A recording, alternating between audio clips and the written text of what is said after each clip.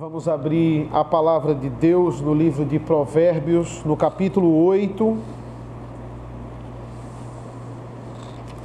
Provérbios, capítulo 8, a partir do versículo 12. Agora, nessa primeira leitura, eu vou ler do 12 ao 21. E hoje nós vamos do 12 ao 31. Provérbios 8, a partir do versículo 12.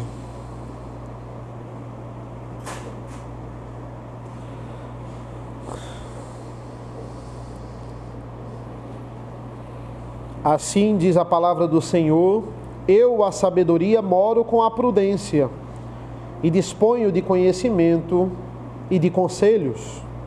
O temor do Senhor consiste em odiar o mal. Eu odeio a soberba, a arrogância, o mau caminho e a boca que fala coisas perversas. Meu é o conselho e a verdadeira sabedoria. Eu sou o entendimento, minha é a fortaleza. Por meio de mim os reis governam e os príncipes decretam justiça. Por meio de mim governam os príncipes, os nobres e todos os juízes da terra. Eu amo os que me amam, os que me procuram me encontram. Riquezas e honra estão comigo, bens duráveis e justiça. O meu fruto é melhor do que o ouro refinado, e o meu rendimento é maior do que a prata escolhida. Ando pelo caminho da justiça e sigo as veredas do juízo, para dotar de bens os que me amam e encher os seus tesouros. Senhor nosso Deus, nosso Pai, te agradecemos pela leitura da Tua Palavra. Nos abençoa nesta noite, para que Teu Evangelho impacte as nossas vidas, nós possamos aplicá-lo em nossas vidas, não apenas ficarmos nessas portas, sairmos daqui e esquecermos a Tua Palavra, mas que esse Evangelho, ele de fato mude a nossa vida, que nós possamos usá-lo não apenas como ferramenta para nos fazer crescermos espiritualmente, isso sim já é muito importante, mas que esse Evangelho aqui, ele seja usado para impactarmos o nosso trabalho, impactarmos os lugares onde passamos, que essa sabedoria nós possamos, como ele diz, manuseá-la, que ela fique pendurada no nosso pescoço para que a gente lembre dela e a gente possa usá-la. Como a gente tem tanta facilidade com tantas coisas que a gente usa, que nós possamos ter facilidade em guardar essa sabedoria e pegá-la na hora que quisermos, manuseá-la e usarmos com palavras de bênçãos, palavras que de fato impactem a vida das pessoas, mude a vida das pessoas. E essas palavras só vão existir se elas forem de fato o Teu Evangelho que saiam das nossas bocas. Porque apenas o Teu Evangelho vai impactar de forma eficaz a vida das pessoas que estão ao nosso redor. Nos ilumina nesta noite, em nome do Teu Filho amado Jesus. Amém. Amém, meus irmãos. Estamos passando pelo nosso período de eleições. Período de eleições, de 2 em 2 anos, nós passamos por isso. E o que nós ouvimos nesse período são várias propostas, diversas propostas. Particularmente, eu tenho evitado votar em pessoas que prometem ser a salvação da humanidade. Essas pessoas, elas são mais visadas, elas até já viraram uma caricatura, não é? Eu vou mudar o Brasil. Eu sozinho vou mudar o Recife. Agora, quando tem um político ou alguém que diz assim, olha, eu pretendo ajudar com a força que eu tiver para melhorar a situação, ou ser uma oposição sólida com o que eu puder, aí de fato eu começo a considerar, a votar nessa pessoa. Muitas são as ondas de promessas, pessoas que prometem sanar o problema total da cidade. E são tantas promessas, são tantos salvadores, que você fica confuso. Qual é o salvador que eu vou depositar a minha confiança?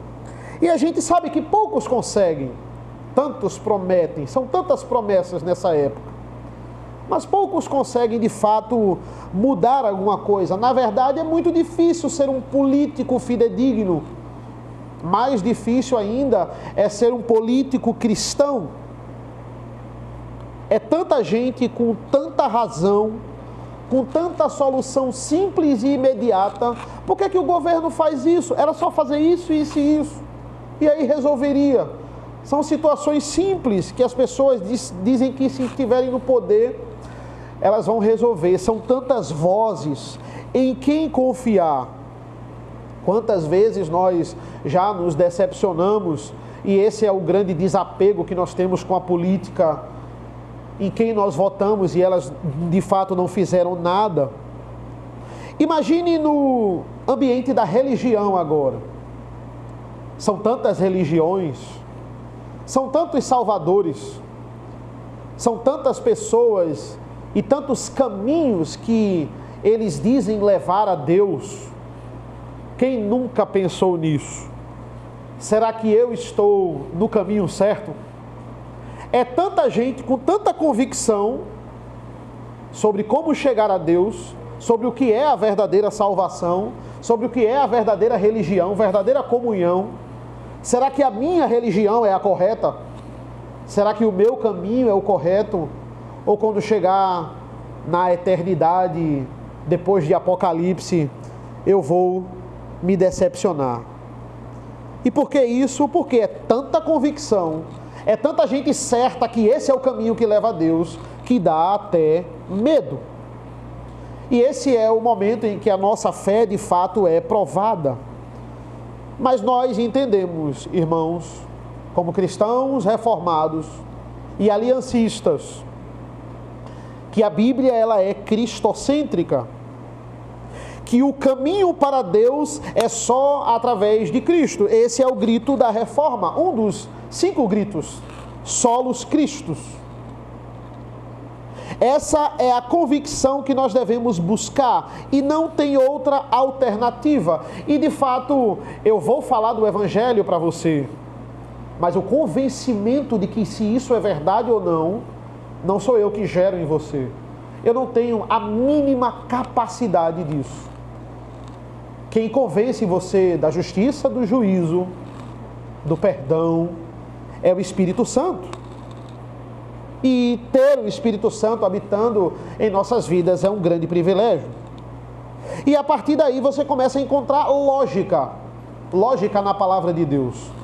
Você começa a encarar a situação da sua vida e ver as verdades que estão sendo aqui proclamadas e ver, poxa, faz sentido. Nessa noite, mais uma vez, a sabedoria vai se apresentar a nós, mas ela vai se apresentar como a única esperança das nossas vidas. Ela vai dizer, eu sou a única esperança, e diferente de muitos políticos por aí, de fato ela é a única esperança. A sabedoria já se apresentou para a gente em várias passagens, mas agora ela, antes de entrarmos nos provérbios propriamente ditos no capítulo 10, ela está fazendo isso em mais detalhes. Ela está mostrando mais sobre a vida dela, digamos assim. Ela está se apresentando mais a você. Nós vimos na semana passada o quanto ela está disponível a nós. Nós vimos que ela está sempre do alto, seja no alto do muro, seja no alto do monte, quando Moisés vai pegar a lei no Monte Sinai, ou seja no sermão do monte, quando Jesus prega o sermão do monte. Ou seja, ela sempre vai do alto para baixo. Ela sempre vai de cima para baixo. É Deus se conectando até nós, até chegarmos no ápice, que é Cristo Jesus, que estava em cima e encarna as nossas vidas. A verdadeira sabedoria, a própria sabedoria encarnada. E o versículo 12 vai dizer, eu, a sabedoria, moro com a prudência e de conhecimento e de conselhos. Ou seja, onde mora o conhecimento e os conselhos, mora com a prudência. Um dos grandes sinais do salvo é justamente a prudência. Por quê? Porque o prudente é aquele que teme a situação.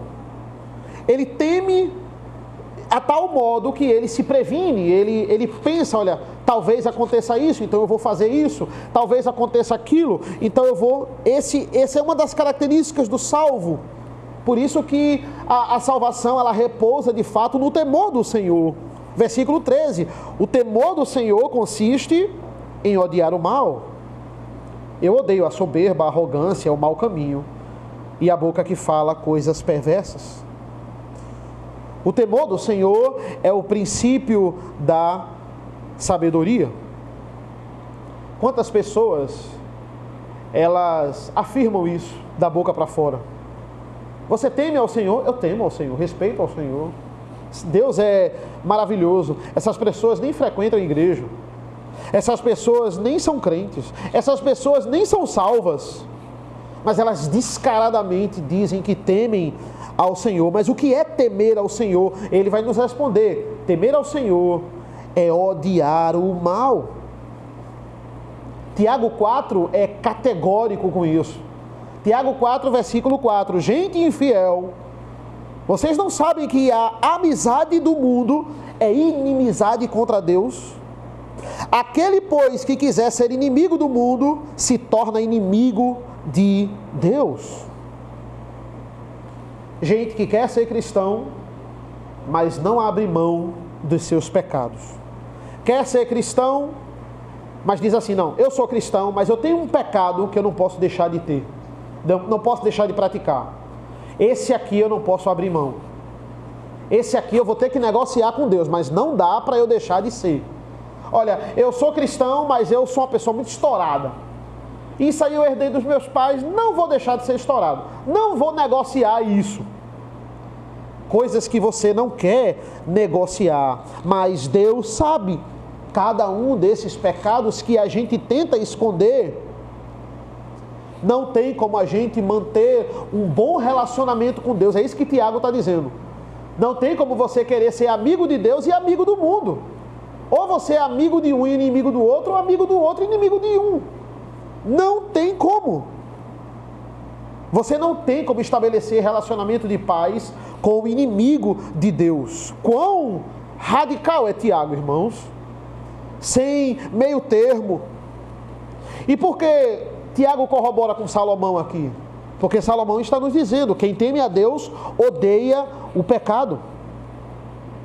Quem teme a Deus odeia o mundo.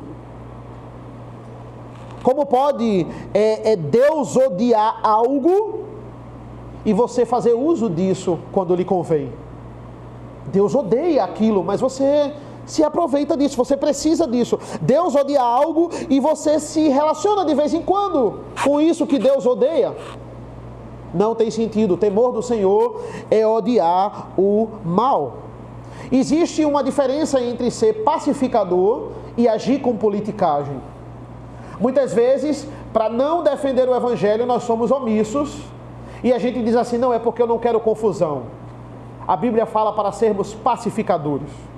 E muitas vezes não é porque queremos ser pacificadores. Estamos agindo com politicagem porque estamos negociando com o mundo. Se alguém falar mal do Evangelho, você precisa defender. Você precisa, de fato, se posicionar. E ele exemplifica para nós. O que é odiar o mal? Versículo 13, na segunda parte aqui. Eu odeio a soberba, eu odeio a arrogância, o mau caminho e a boca que fala coisas perversas. Poderíamos passar a noite toda aqui esmiuçando as nuances da soberba, da arrogância, do caminho mau e da boca perversa. Porque esses são um grande mal. E não se engane, irmão, não só fora da igreja, dentro da igreja também. Versículo 14, meu é o conselho e a verdadeira sabedoria. Eu sou o entendimento, minha é a fortaleza.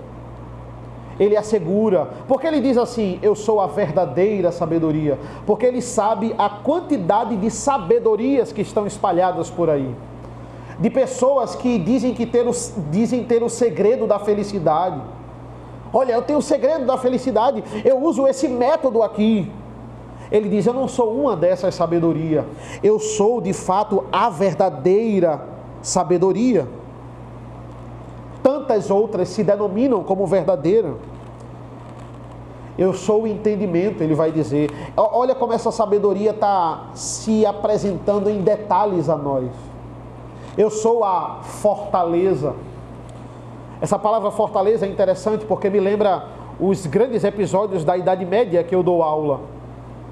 Quando existe uma guerra, quando existe um grande tormento, toda a população corre para os castelos na Idade Média. As grandes fortalezas. É lá que vai ser mais difícil do inimigo invadir. É lá que, muito provavelmente, é a única esperança da gente estar, de fato, protegido. Seja na Idade Média, seja na Terra-média. Seja protegido por flechas e espadas, seja protegidos por rajadas de dragões, nas grandes histórias fantásticas. As pessoas se sentem seguras com a fortaleza. Então Cristo se apropria dessa passagem aqui. Por que eu digo Cristo? Porque essa sabedoria é Cristo. É Cristo, Ele é a sabedoria encarnada. E Ele diz assim: eu sou a fortaleza. Se você se abrigar em mim, você estará seguro. Se você pegar essa sabedoria daqui, que está sendo esmiuçada a você, e se você aplicar essa sabedoria, você vai estar protegido. Versículo 15: por meio de mim os reis governam e os príncipes decretam justiça. Olhem o poder dessa sabedoria.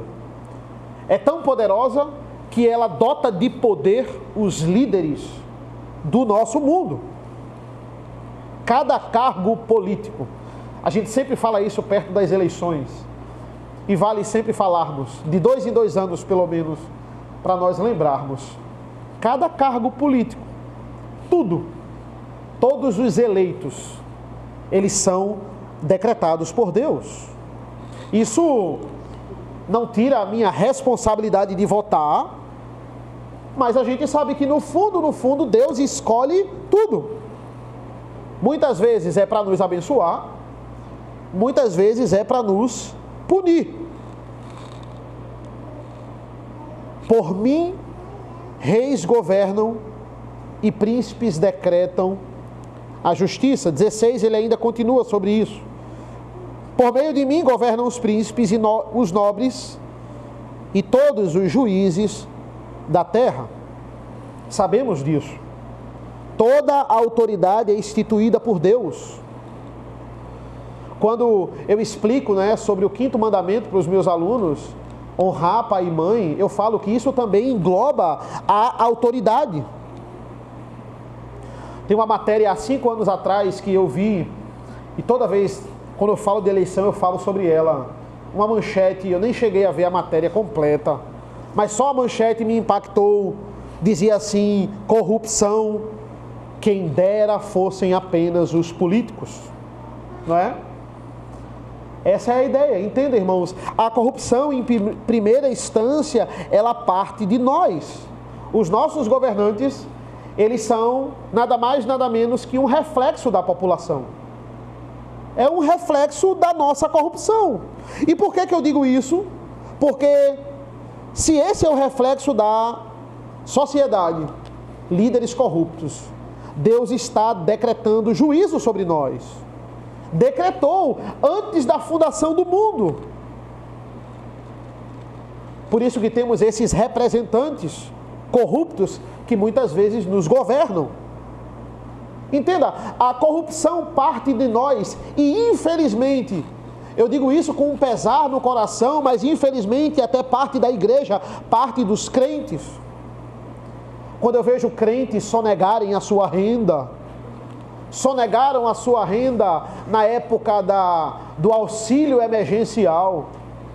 Quantos no nosso meio, infelizmente, fizeram isso, mesmo tendo posses, mesmo tendo condição, e passando ali, burlando o sistema, conseguiram e foram aprovados e receberam R$600 no auxílio emergencial, esse prato de lentilhas que eles negociaram. Quantos se dizem crentes, vão para a igreja e recebem Bolsa Família, mesmo com renda suficiente para não receber. A corrupção, irmãos, parte de nós. aqueles que têm filhas e filhos, não para criá-los no temor do Senhor, longe disso.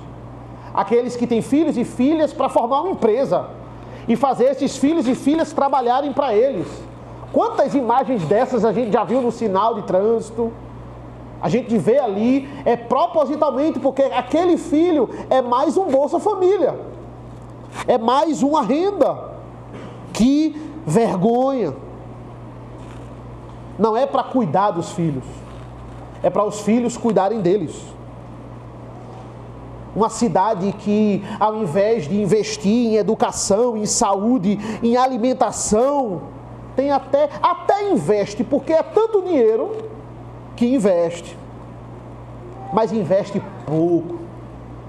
Investe quase nada. Sabe o que é que investe? Sabe o que é que ela junta dinheiro? Carnaval.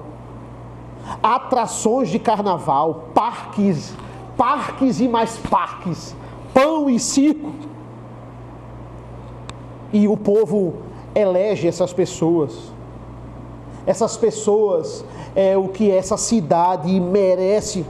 É uma cidade alimentada por corruptos. Essa grande mãe que fica alimentando os corruptos é a população.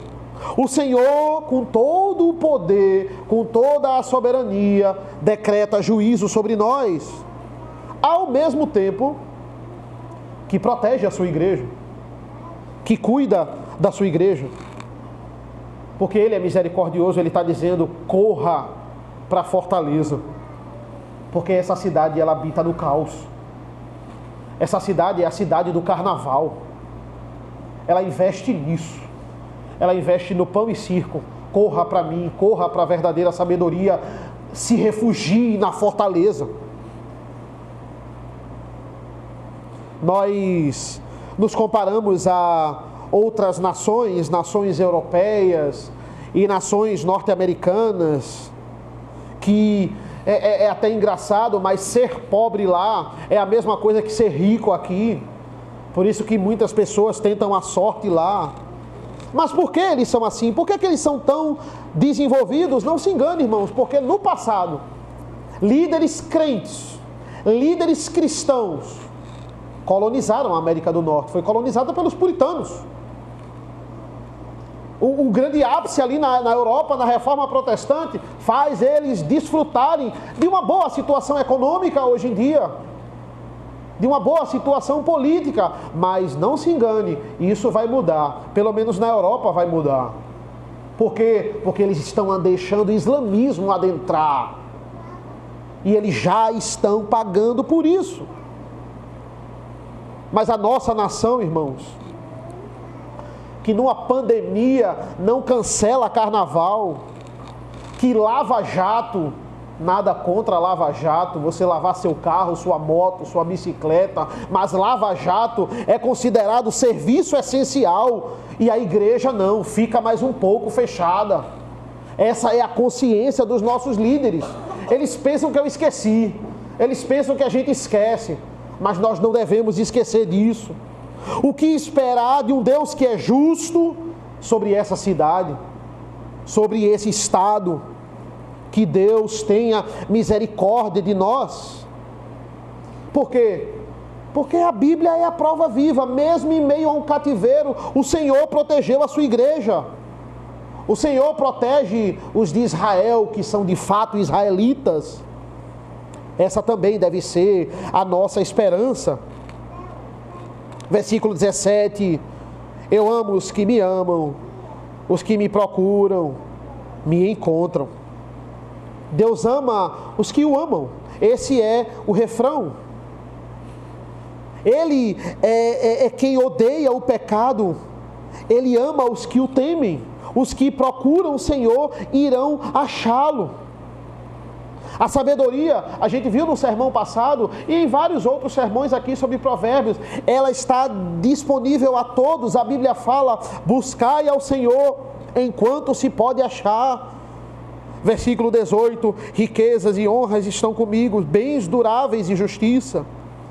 Ele está falando de riqueza, mas essa riqueza não é a riqueza terrena. E ele corrobora isso já no 19, ele vai dizer, o meu fruto é melhor do que o ouro. Ele está dizendo, eu não estou falando de ouro, eu não estou falando de diamante, eu não estou falando de bens dessa terra. Eu estou falando de um tesouro que a traça não corrói, do que o ouro refinado, e o meu rendimento é maior do que a prata escolhida. Os meus bens, eles são duráveis. Toda vez que nós citamos, não é, Apocalipse 21, Apocalipse 21 fala da Nova Jerusalém, e lá fala que iremos andar em ruas de ouro na Nova Jerusalém, e muitas pessoas atribuem isso a dinheiro, como se no céu você vai ser rico e o ouro vai ter algum valor econômico no céu. Como se o céu fosse uma mina de dinheiro. Mas esses não são os bens duráveis que nós iremos encontrar no céu. No céu o centro é Cristo. Cristo vai suprir todas as nossas necessidades. Quando você pensa na palavra céu, o que é que você pensa? Banquetes, ruas de ouro, encontrar fulano, cicrano, que nunca mais isso também vai acontecer, isso vai ser uma bênção, mas entenda, o foco do céu é Cristo. Cristo é o centro do céu, tudo no céu é a respeito de Cristo. Nós vamos nos encontrar com o nosso Salvador, esse deve ser o nosso maior desejo, o centro das nossas vidas. Tem gente que diz assim, eu não acredito em céu, eu não acredito em Cristo. Mas se existe céu, é para lá que eu vou, porque eu sou uma pessoa boa. O que é que você vai fazer no céu, se você não gosta de Jesus? Lá é tudo sobre Ele. O que é que as pessoas que não gostam de estar em comunhão na igreja, de falar das coisas de Cristo, de prosseguirem em conhecer a Cristo, o que é que elas vão fazer no céu? Se Cristo é o centro do céu, não tem nenhum sentido. Versículos 20 e 21, para terminarmos essa primeira parte. Ando pelo caminho da justiça e sigo as veredas do juízo, para adotar os bens os que me amam e encher os seus tesouros.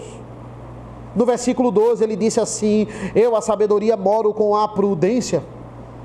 E agora ele diz, eu ando pelo caminho da justiça.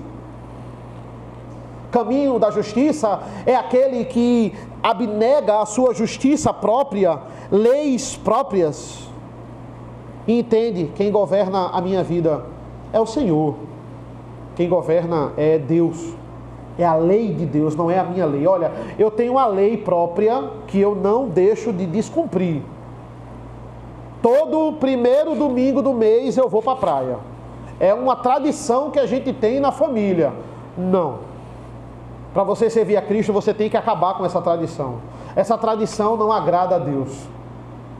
Ah não, mas a gente desde que nasceu... Não, você para com isso. E você segue a lei de Deus. Não é? É assim que acontece. Nós devemos nos dobrar à lei de Deus. Eu me lembro do Salmo 85, nós cantamos na semana passada. Eu estava meditando nesse Salmo e aí a gente cantou, versículo 9 do Salmo 85. Próxima está a salvação dos que temem, para que a glória do Senhor habite nessa terra. Olha, essa é uma aplicação desses versículos, do 12 ao 21 aqui. Próxima está a salvação daqueles que o temem. Nós cantamos isso na semana passada. Só há salvação no temor do Senhor. Só há salvação naqueles que amam o Senhor e não as coisas do mundo, e não negociam com as coisas do mundo e dizem amar o Senhor. Versículo 17, a gente já leu, mas eu vou ler novamente.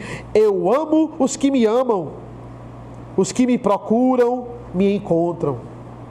Na encarnação de Cristo acontece o que cantamos na semana passada, versículo 10 do Salmo 85, nós cantamos, a graça e a verdade se encontraram, e a justiça e a paz se beijaram.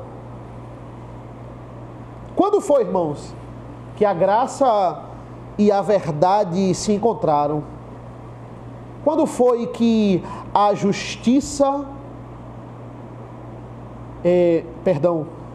quando foi que a justiça e a paz se beijaram?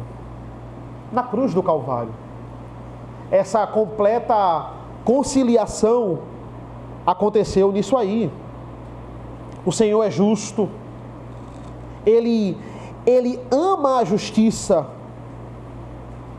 e assim como Ele, irmãos, nós devemos buscar ser justo.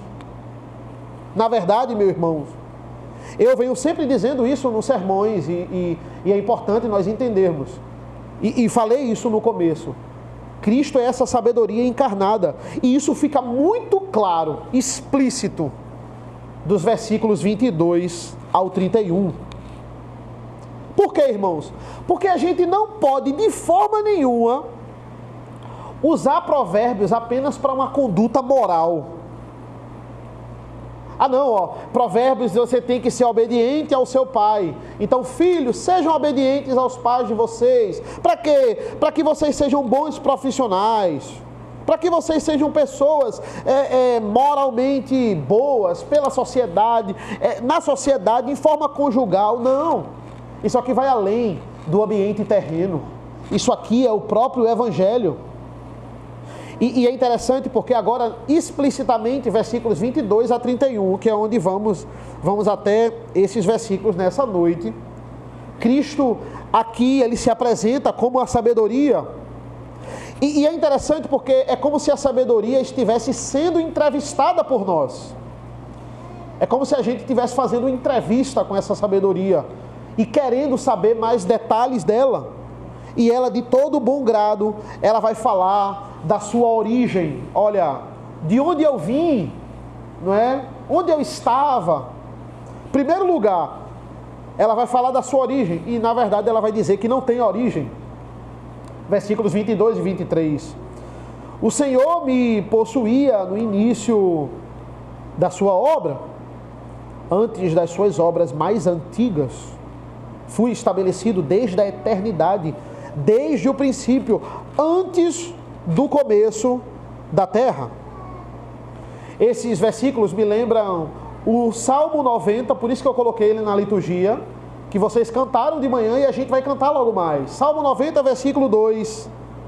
Antes que os montes nascessem, e tu formasses a terra, e o mundo de eternidade a eternidade, tu és Deus. Nós vamos cantar daqui a pouco essas belas palavras como hino de resposta. Essa é a origem da sabedoria. Não tem origem, porque Jesus não tem origem. É muito interessante isso, irmãos. O segundo Adão veio antes do primeiro. O segundo Adão, na verdade, sempre existiu. Muito antes, não tem origem comparado ao primeiro. O primeiro Adão foi criado da terra. O próprio Cristo, em João 3,31, ele vai falar acerca disso. Ele vai dizer assim, em João 3,31, quem vem das alturas certamente está acima de todos. Quem vem da terra é terreno e fala da terra. Quem vem do céu está acima de todos. Eu sou o segundo Adão, que veio muito antes do primeiro Adão. Na verdade, eu não tenho origem. Quem está nos céus está acima de todos, acima do sol. Ele veio do alto, a sabedoria perfeita, como vimos na semana passada. A partir do versículo 24, ele vai se apresentar. Eu estava na criação.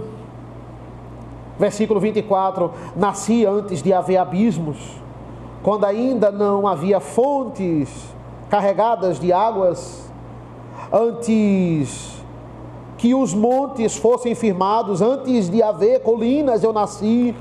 Deus ainda não tinha feito a terra, nem os seus campos, nem sequer o princípio do pó do mundo. Eu estava lá quando ele preparava os céus, quando traçava o horizonte sobre a face do abismo. Estava lá quando ele firmava as nuvens de cima, quando estabelecia as fontes do abismo, quando fixava o mar aos seus limites, para que as águas não transgredissem a sua ordem, quando ele compunha os fundamentos da terra. Cristo, ele estava na criação, todas as coisas foram feitas por intermédio dele, por ele, e sem ele nada do que foi feito se fez. No versículo 29 nós temos a completa autoridade de Cristo. É interessante quando você se dirige a uma certa autoridade, você escolhe as palavras. Você vai falar com um juiz no tribunal, você não vai falar qualquer coisa, você não vai se dirigir a ele como você se dirige a um amigo. Você vai falar com um coronel no exército, você vai falar sobre uma tese de doutorado com a pessoa que escreveu a tese. Você fica calmo, você teme e você escolhe as palavras. Imagina estar diante de Cristo. Imagina estar diante do Filho de Deus. Irmãos, o versículo 29 diz que as águas o obedecem. Não é só os seres humanos. As águas obedecem o que ele diz, o que ele manda. Tamanha é a autoridade dessa sabedoria. E o versículo 30 e 31 são fantásticos, irmãos. 30, eu estava com ele e era o seu arquiteto. Dia após dia eu era a sua alegria, divertindo-me em todo o tempo na sua presença. Ou seja, é o pai tendo prazer no filho e o filho tendo prazer no pai. Essa palavra aqui no versículo 30, diversão, né, divertindo-me, é melhor traduzida por prazer. Eu tinha prazer no pai e o pai tinha prazer em mim. Esse é o meu filho amado, em quem eu tenho prazer, em quem eu me comprazo. O pai é a alegria do filho e o filho é a alegria do pai. O que a gente está vendo aqui, irmãos, em Provérbios, é um vislumbre. É interessante, muito interessante esses dois versículos, 30 e 31. É um vislumbre do relacionamento do pai com o filho. Eu era a alegria dele, ele era a minha alegria e ele é a minha alegria. Quando a gente é pai, a gente desfruta um pouco desse amor, irmãos. O amor de pai, o amor de mãe. A gente se entrega ao nosso filho. A gente não pensa duas vezes. Qualquer situação, se eu tivesse que escolher entre a minha vida e a vida da minha filha, quão fácil a gente diz: a vida da minha filha, a vida do meu filho. A gente nunca teve tanta facilidade de se entregar para alguma pessoa como para o filho, como para a filha. A gente fica abismado quando a gente vê casos em jornais, em televisão, internet, de pais que abandonaram os filhos, que entregou, que acharam a menina no lixo, que achou a menina na rua, porque pais abandonaram os filhos. A gente fica chocado. Entenda, irmãos, quão profundo é esse amor. Você que sente esse amor tão profundo pelos seus filhos, tão precioso, muitas vezes a gente pensa, é um amor tão imensurável, às vezes chega até a doer. A gente sente isso e a gente é pecador. Entenda isso. A gente é capaz de sentir esse amor que é dado por Deus. A gente sente na pele e a gente é pecador. Quando acontece uma coisa com o nosso filho, acontece com a gente. A gente sente a dor. E a gente é capaz de sentir isso sendo pecador. Imagina o amor de Deus para com Jesus. Imagina o amor do Pai para com o Filho. Ele sendo o próprio amor e nunca tendo pecado.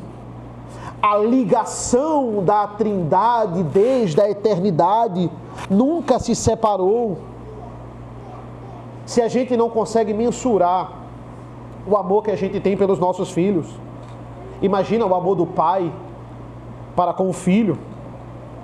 Agora junte todas essas informações e imagine um pai abandonar um filho morto na cruz do Calvário, romper esse relacionamento eterno, porque o filho estava nos representando e carregando todo o pecado na cruz do Calvário.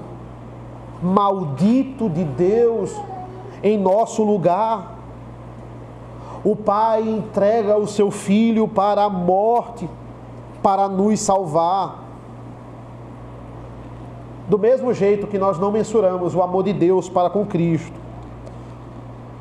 não mensuramos o amor da Trindade para com os salvos em Cristo Jesus. Que grande amor! Eu falei no começo, será que a nossa religião é a correta? A Bíblia, Provérbios, junto com todos os livros, nos apresenta Cristo. Está gritando nos nossos ouvidos, você só chega para Deus por meio de Cristo. Esse é o único caminho. E apenas o Espírito Santo vai confirmar isso nas nossas mentes e corações, irmãos. Ou seja, você é amado por Deus nesse nível absurdo, tão profundo, que jamais vamos entender nesse mundo. Por que ainda não desfrutamos da alegria da salvação?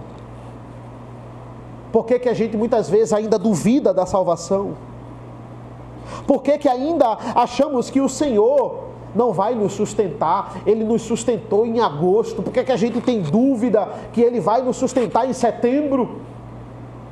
Porque a gente ainda fica com essa dúvida. Precisamos exercitar a nossa fé. O Evangelho é a resposta para tudo. Essa verdadeira sabedoria é a resposta para tudo. E nós devemos obedecer. Nós devemos nos amar como o Pai ama o seu Filho.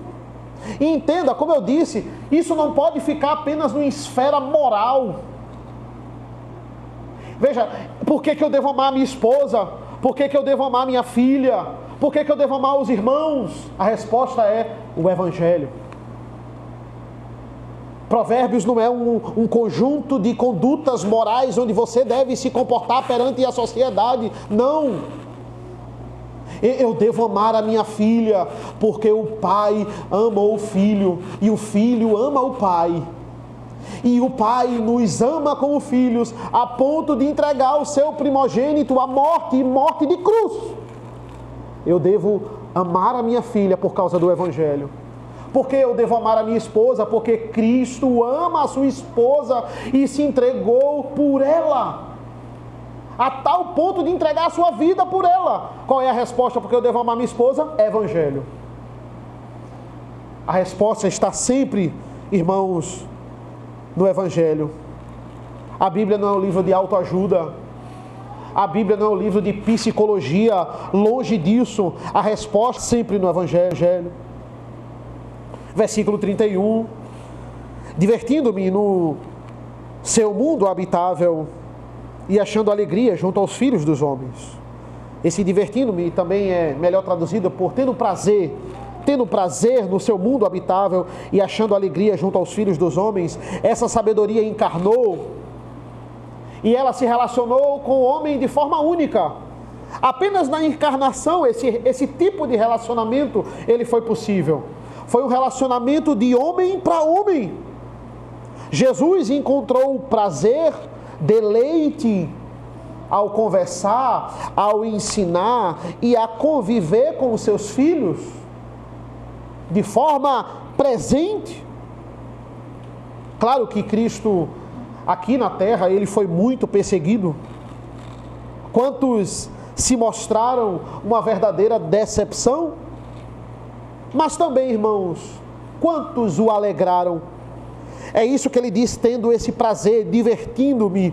Quantos o alegraram porque ele convivia também com seus filhos, com aqueles filhos salvos que ele sabia, cada um, que ele iria dar a vida por eles. Esse é um amor que não se pode medir. Olhem essas palavras, irmãos, que palavras belas. Olhem o interesse de Cristo por nós. Olhe o interesse do Pai em se relacionar com o Filho, do Pai em se relacionar conosco, do Filho morrer por nós. Olha que grande interesse. O que nós fizemos, irmãos? Qual é o nosso mérito nisso? O que foi que Cristo viu em nós, a boa obra, a grande pessoa que nós somos, a ponto de entregar a sua vida por todos nós? Querer habitar em nossas vidas, fazer morada em nosso coração, que privilégio! Nós não fizemos nada. Lance fora todas as suas inquietações e todos os seus temores. Nós cantamos, e eu termino com essa palavra: amavas-me, Senhor, também quando imolado por mim sofreu na cruz o meigo Salvador, o Santo de Israel, o teu Cordeiro amado, levando sobre si a culpa do pecado. Meu Deus, que amor! Meu Deus, que antigo amor! Amém, meus irmãos? Vamos orar. Senhor, nosso Deus, nosso Pai, nós te agradecemos pela leitura da Tua Palavra, nós te agradecemos pelo Teu Evangelho. Obrigado pelo privilégio de desfrutarmos dessa palavra tão rica, dessa palavra tão profunda. Cristo presente em Provérbios, Cristo se revelando no Antigo Testamento de forma explícita, aqui como a sabedoria encarnada. Obrigado porque nós entendemos que a Tua palavra é cristocêntrica, que o Senhor Jesus é o meio pelo qual nós podemos nos relacionar com o Pai, nos achegar ao Pai, obter o perdão do Pai. Obrigado pelo Teu sacrifício. Obrigado porque daqui a pouco iremos desfrutar da ceia do Senhor, o que também lembra desse sacrifício precioso. Nos abençoa nesta noite, em nome do Teu Filho amado Jesus. Amém. Amém, meus irmãos. Vamos ficar de pé.